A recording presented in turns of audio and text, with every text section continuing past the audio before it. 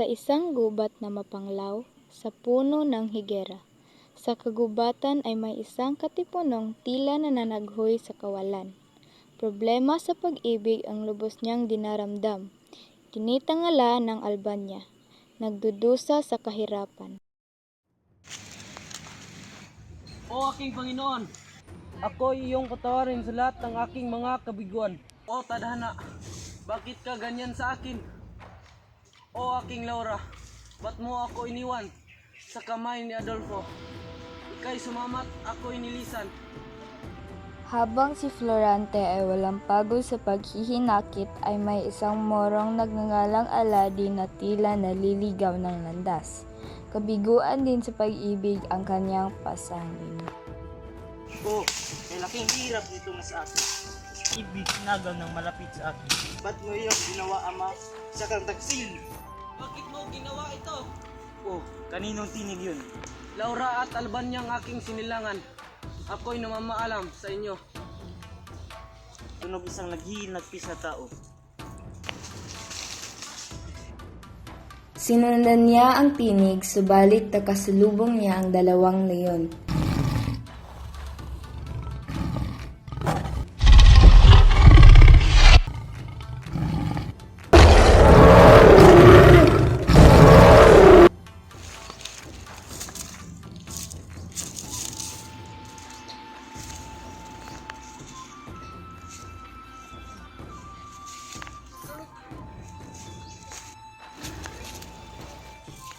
Laura, nasan ka? Tulungan mo ako at tayo'y magsama. Sino ka, tanong pakay mo sa akin? Sagutin mo ang tanong ko. Ako si Aladin. Naligtas iyo sa mga lalim hindakang sugabin. Di mo ba napapansin tayo magkaway? Ako'y taga-Portia at ika'y taga-Albania. Ako isang Moro, ika'y Kristiyano. Magkaiba man tayo, walang pinipili ang pagtutulungan. Kung gayon, salamat.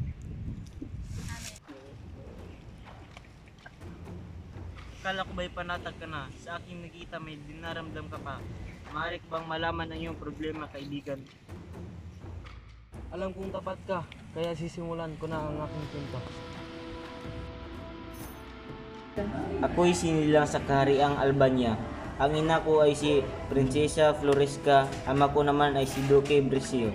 Nang ako'y naglabing isang gulang, ay pinag-aral ako sa Atenas. Doon ko nakilala si Adolfo, ang guro ko naman ay si Antenor na may busilak na kalooban. At si Minandro na pamangkin ng maestro na naging matapat at malapit kong Nang kaibigan. wala pa si Florante, si Adolfo ang tinitingala ng lahat. Ngunit nang dumating si Florante, tila ito'y inagawan. Ibinuhos ni Adolfo ang kanyang galit sa dula-dulaan. Tayo magkaroon ng pagsilunan tungkol sa trahedya ng dalawang Florante bilang pulis. Adolfo bilang pulis.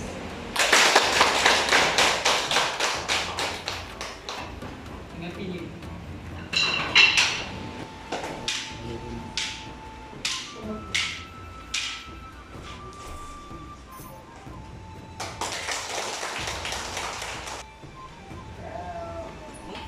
Mga agaw ka!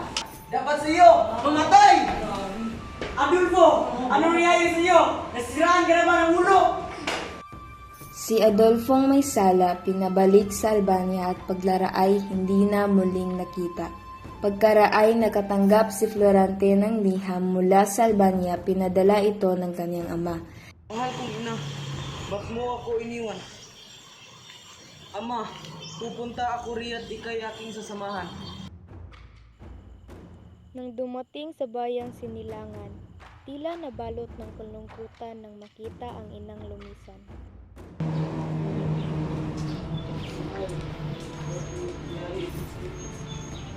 Ina, ba't mo ako iniwan? Buwan mahal, maraming gagawin ako. Ina, ba't mo ako iniwan? Anak, may sulat na dumating mula sa Crotona. Nagpili sila ng tulong dahil ng hanip ito dahil sa sakupin ni General Osmanic na mula sa Persia. Bukas sila pupunta at ipaglalaban ng bayang Crotona. Sa tulong mo, aking anak. Sige po. Nang dumating si Haring Linceo, itong si Florante may naramdamang kabat pag-ibig nang makita ang anak ng hari. Itong dalagay may angking bait at ganda, anak ni Haring Linceo ang taga Crotona.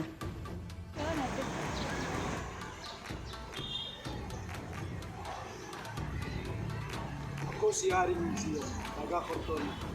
Kinalulugod ko kayo makilala. Ito nga pala ay pakilala itong anak kong sila. Masaya ako pakilala kita. Pag makilala kita, sana tayo ay magkakilala pa at maging magkaibigan.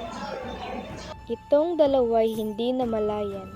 Puso nila'y magkasing kahulugan, hanggang sila'y maging magkasintahan at lubos na nagmamahalan.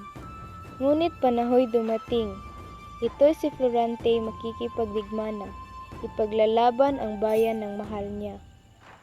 Ay araw ng pagkikipagdigma at si Florante makikipaglaban para sa bayan.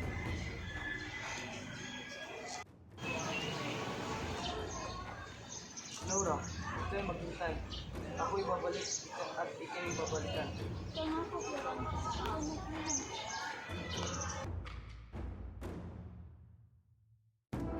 Si Florante ay lumiban na at nakipaglaban.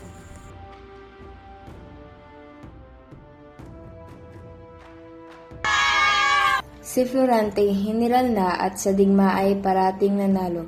Tila wala siyang kabiguan sa lahat ng kanyang nagiging laban.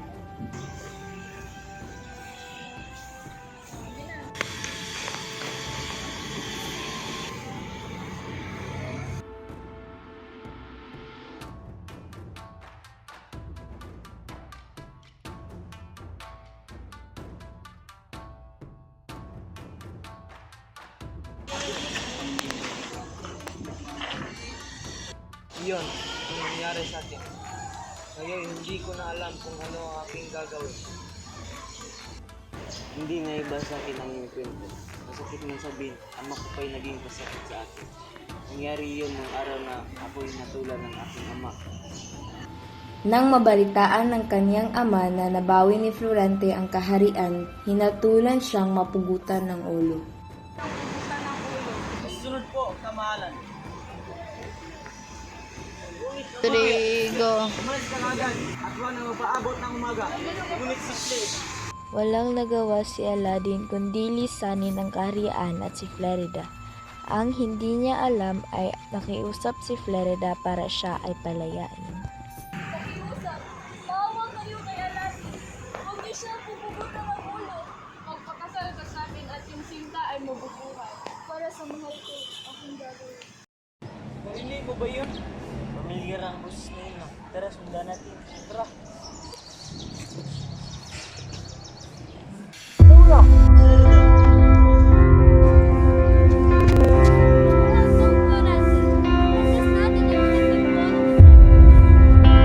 Siya daw po'y ako'y pinagtangkaan.